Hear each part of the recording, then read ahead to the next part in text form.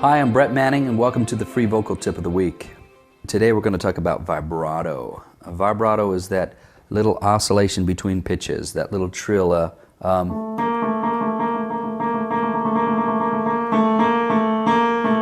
So if I can start slow,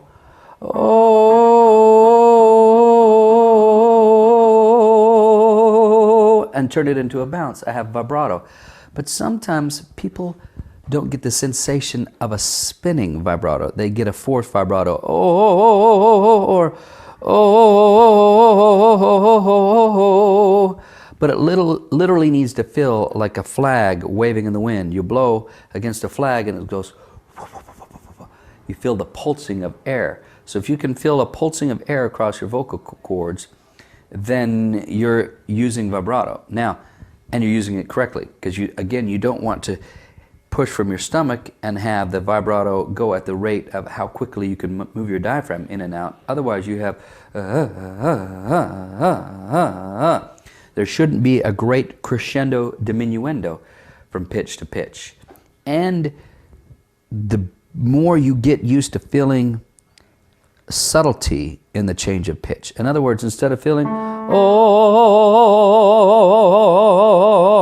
which begins to wobble, and the more you feel like you're pulsing the same pitch, you're saying,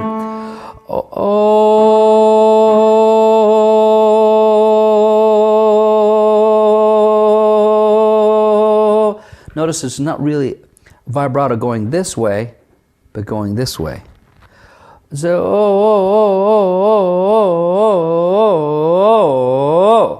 if I'm singing something more soulful, I might say, oh, beautiful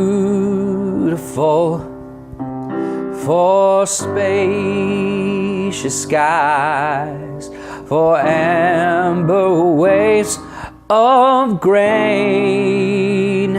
You hear the of grain. It's very purposeful. It's almost a stylistic vibrato.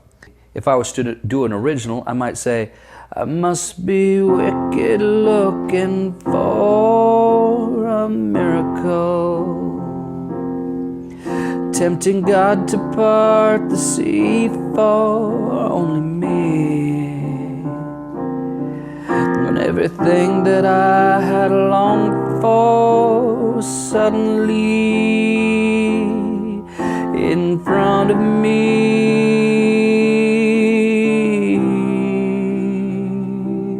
See, the vibrato is so subtle, all you're hearing is me. But if it's me, wicked looking for a miracle, awful. Wicked looking for a miracle. And you can get to the point of where you hide that vibrato and bury it so much that stylistically you are so subtle, people don't know that you don't have vibrato, that they don't realize that you're not using it or that you are using it.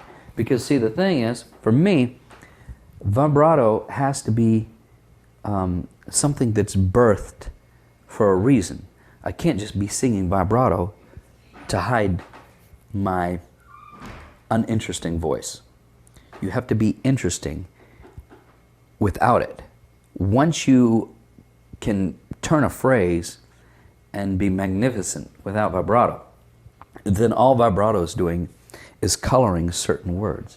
But if I'm using it all the time, wicked looking for a miracle, tempting God to part the sea for only me, I'm going to sound like an opera singer.